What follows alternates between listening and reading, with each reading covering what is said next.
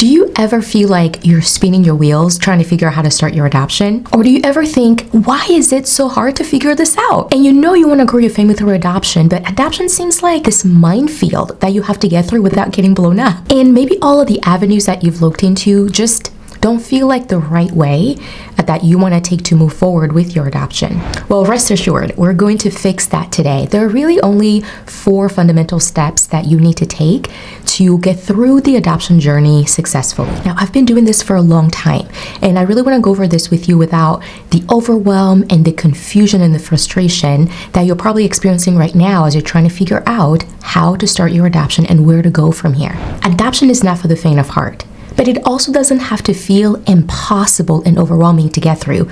You really just need a simple 4-step plan to follow. Before I dive into that, if you have a heart to adopt either a newborn or adopting from foster care, or you really have a heart to care for children in need, make sure to like this video and subscribe to my channel to get more content like this. I post a video weekly on all things adoption and foster care. Also, we have a free adoption training for you to show you how to grow your family through adoption successfully without losing time, money, or hope in the process. You can click the link in the description box below to access the free adoption training.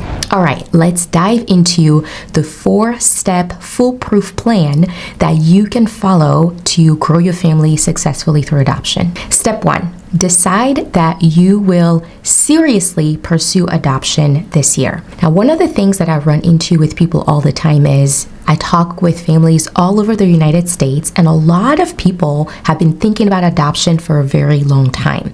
Some have been wanting to adopt since they were a little boy or a little girl. Others kind of started thinking about it after they got married, and maybe they found out that they couldn't have children naturally. And so they started thinking through, okay, maybe we need to look into adoption or other ways to grow a family. And so one really important thing to keep in mind is that you can think about something for a very, very long time and never actually do it.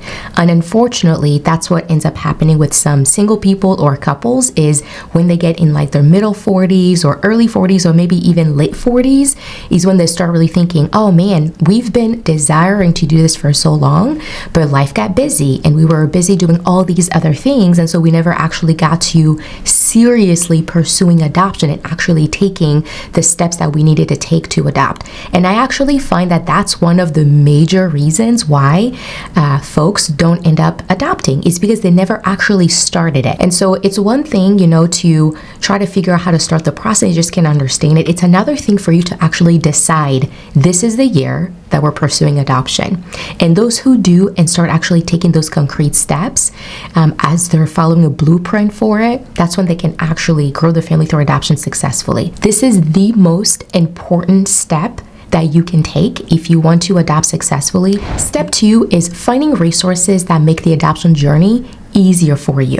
Now, there are a lot of different resources out there on adoption right now. I mean, there's so much that it's overwhelming to even try to figure out where to start and who to pick and who's going to work best for your family. If you live in a state where, if you Google adoption agencies, 10 or 20 of them come up, how on earth are you supposed to decide which one is going to actually work for you, right? So it can definitely be a lot really difficult to try to figure that out.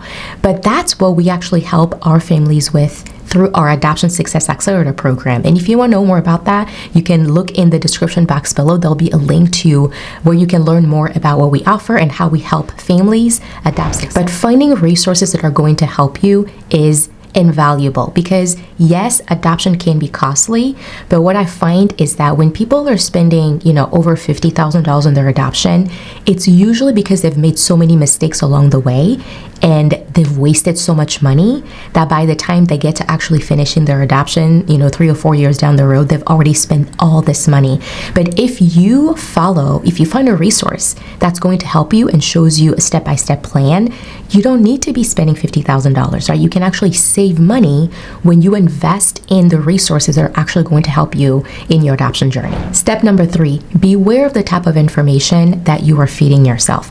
Now, thousands and thousands of families are adopting every single year. Every year, there's thousands of people adopting. So it's not rocket science, right? It's not something that is so rare that like you have to be a genius to figure out how to go through the adoption process, because average families like me, like you, are going through the process and they're adopting all the time. Foster care, newborn, internationally.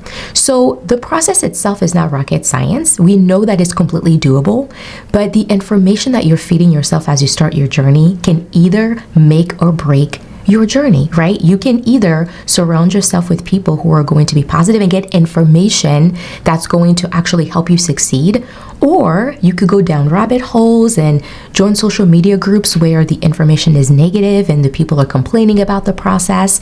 That's not really going to help you. So beware of the type of information that you're feeding yourself. And that leads me to step number 4, which is your support system and being a part of a community who uplifts you and supports you through the adoption journey. Because one of the first things that you can lose through the adoption journey is hope.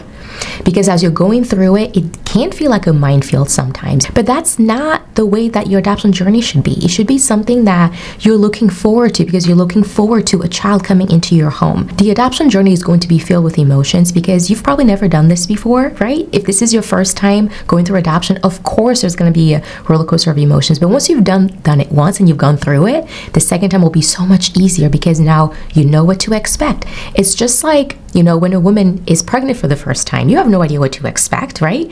But once you've had that baby, the second time you're like, I got this. I know what I'm doing. The third time is even easier, right? And so on. So when you're going through the journey the first time, just remember that the emotions you're going through, they're normal.